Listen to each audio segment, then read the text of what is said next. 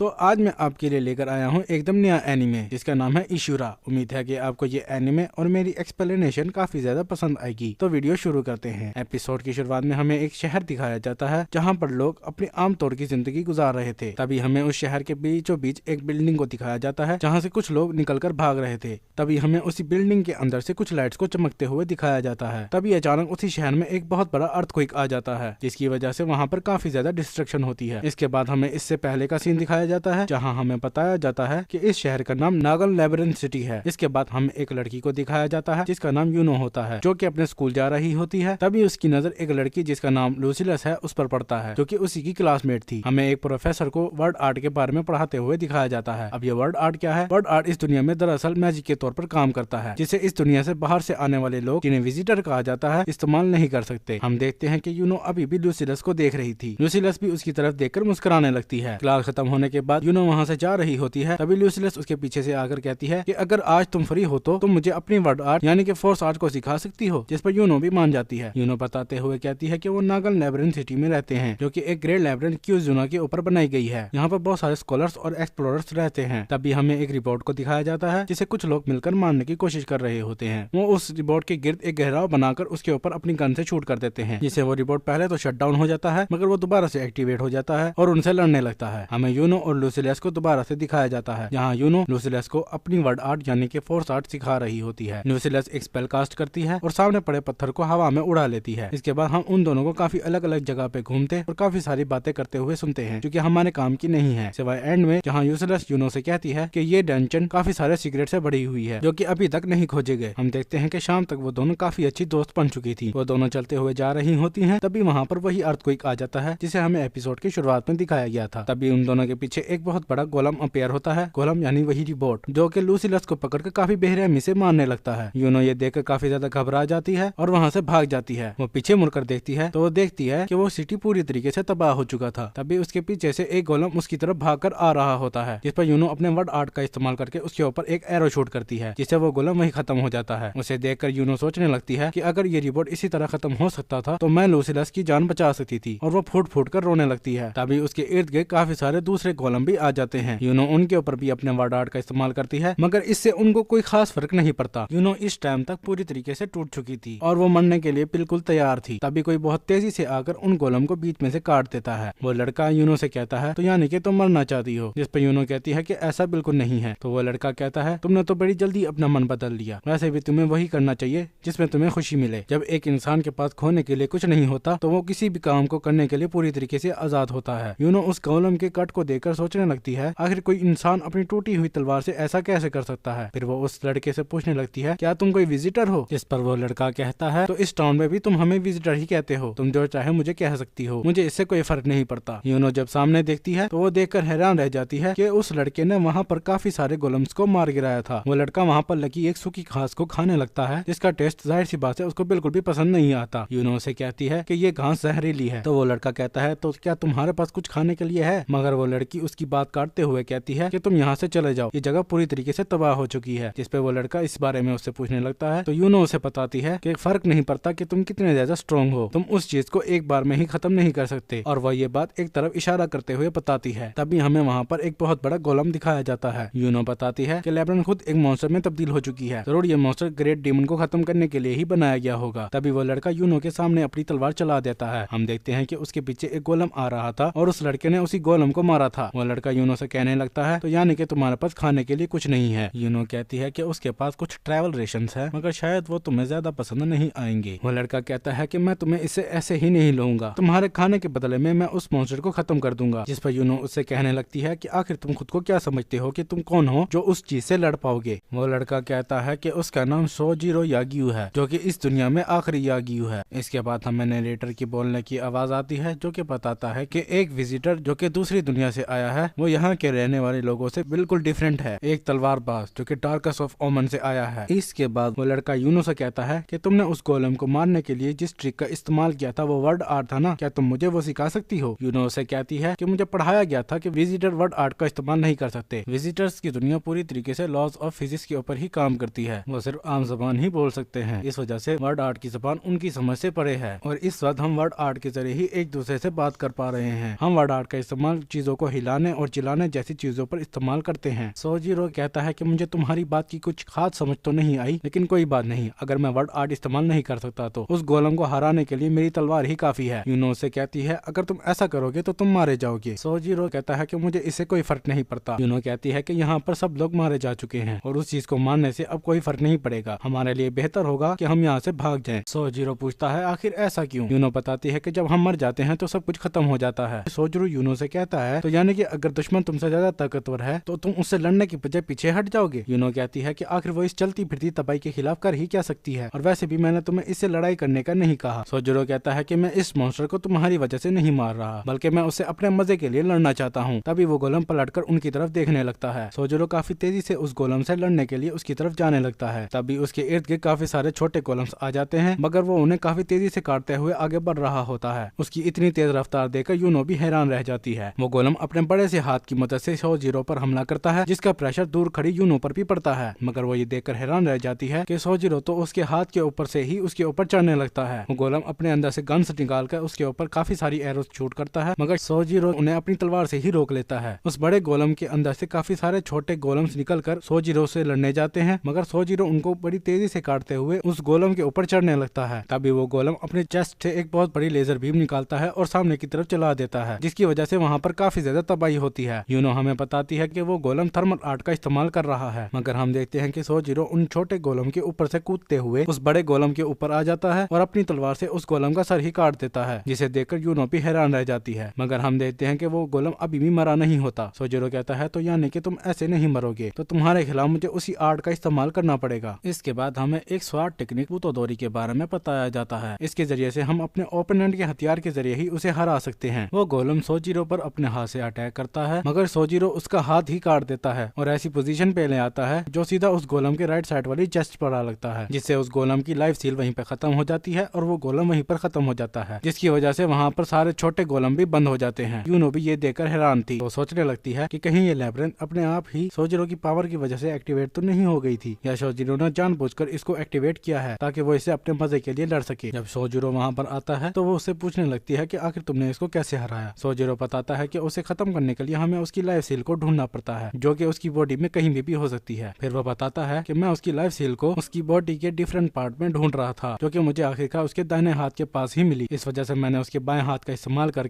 उसके दाएं हाथ को डैमेज किया और उसकी लाइफ सील को खत्म करके उसे वहीं मार दिया। इसके बाद वो वहाँ से जाने लगता है। यूनो उसे रोकते हुए कहती है वादे के मुताबिक मैं तुम्हें ट्रैवल रेशन दे देती हूँ। सोजीरो भी उसे लेकर उसे खाने लगता है। इसके बाद यूनो सोचने लगती है कि उसे ताकतवर लोगों से नफरत है। उन ताकतवर लोगों की वजह से वो अपनी जिंदगी को बेकार समझती है, इसलिए अब वो ये ज्यादा बर्दाश्त नहीं करेगी। इसके बाद सोजीरो अपना खाना खाने के बाद कहता है अब वो यहाँ से जा रहा है। फिर वो कहने लगता है अब वो अपने फन के लिए किस जगह का रुख करे। तो यूनो उसे बताती है कि तुम्हें ऑरेस्टिया जाना चाहिए, वो इस दुनिया की सबसे लार्जेस्ट कंट्री है। सोजीरो से पूछता है तो क्या मुझे वहाँ पर स्ट्रॉन्ग ओपोनेंट मिलेंगे? यूनो हाँ में जवाब देती है। वो बताती है कि काउंसिल ऑफ ऑरेस्टिया दुनिया भर से काफी सारे हीरोज को इकट्ठा करती है, शायद वो कुछ बड़ा करने की सोच रहे हैं। फिर वो सोचने लगती है कि वहाँ पर जरूर कुछ ऐसे लोग होंगे जो इस आदमी को मार सकेंगे। फिर वो उनमें से कुछ लोगों का नाम भी बताने लगती है, जैसे कि सेकंड जनरल ऑफ ऑरेस्टिया, जिसका नाम सब लोग जानते हैं, रोस्कले द एब्सोल्यूट। वो कहती है कि मैं तोरवा द अवफुल को भी जानती हूँ, जो कि व्हाइट माउंटेन्स के आसपास ही कहीं छुपा हुआ है, कराफनीर द हैच ऑफ ट्रुथ, जिसने वर्ड आर्ट के अननोन फिफ्थ सिस्टम पर मास्टरी करने का दावा किया है। यहाँ पर एक विजिटर भी है जिसने 9 सालों में ग्रेज आइस फोर्ट्रेस को खोल दिया, या लुकनोका द विंटर, जिसे आज तक किसी ने नहीं देखा। इस दुनिया में काफी सारे खतरे मंडरा रहे हैं, मुझे आखिर जानना ही होगा कि आखिर ये आदमी कौन है। यूनो सोजीरो से कहने लगती है कि मैं तुम्हें वहाँ लेकर जा सकती हूँ, नकान के स्कॉलर के तौर पर अगर मैं तुम्हारे साथ होंगी तो तुम पर कोई भी शक नहीं करेगा। सोजीरो भी मान जाता है और वो कहता है कि मुझे तुम्हारा एक्सप्रेशन काफी अच्छा लगा। यूनो इस बारे में पूछती है। सोजीरो से बताता है कि अब तुम कुछ भी करने के लिए पूरी तरीके से आजाद हो। यूनो सोचती है कि अब जब मैंने सब कुछ खो दिया है तो मुझे लगता है कि मैं कुछ वाइल्ड कर सकती हूँ। सोजीरो यूनो से उसका नाम पूछता है तो यूनो उसे अपना नाम बताती है कि उसका नाम यूनो द डेस्टिन्ड टैलोन है। इसके बाद नरेटर फिर से बताता है कि इस दुनिया में काफी सारे शूराज हैं और ये कहानी भी उनमें से एक शूरा की है, वो जिसने लातादाद कोलम्स को अपनी तलवार से ही खत्म कर दिया, जो कि लेजेंड्स को सच्चाइयों में तब्दील कर देता है, जो कि जिंदा चीज की तमाम कमजोरियों को जानता है और उन्हें ढूंढकर उन्हें काटने की इंस्टिंक्ट रखता है, जो इसे अपनी दुनिया में तो सच नहीं बना सका मगर वो इस दुनिया का आखिरी तलवारबाज है। वो एक ब्लेड है, वो एक मीनिया है जिसका नाम है सोजिरो द वोलोसॉर्ड। एपिसोड के एंड में सोजिरो और यूना कुछ ऐसे गोलम्स को देखते हैं जिन्हें सोजिरो ने नहीं मारा होता। वो उसे देखकर समझ जाते हैं कि कोई और भी यहाँ पर था और इसी के साथ ये वीडियो यहीं पर खत्म हो जाती है। वीडियो अच्छी लगी हो तो लाइक करें। वीडियो कैसी लगी इस बारे में कमेंट सेक्शन में अपनी राय भी दें। इस तरह की मजीद वीडियो देखने के लिए चैनल को सब्सक्राइब भी कर दें। तब तक के लिए सायोनारा।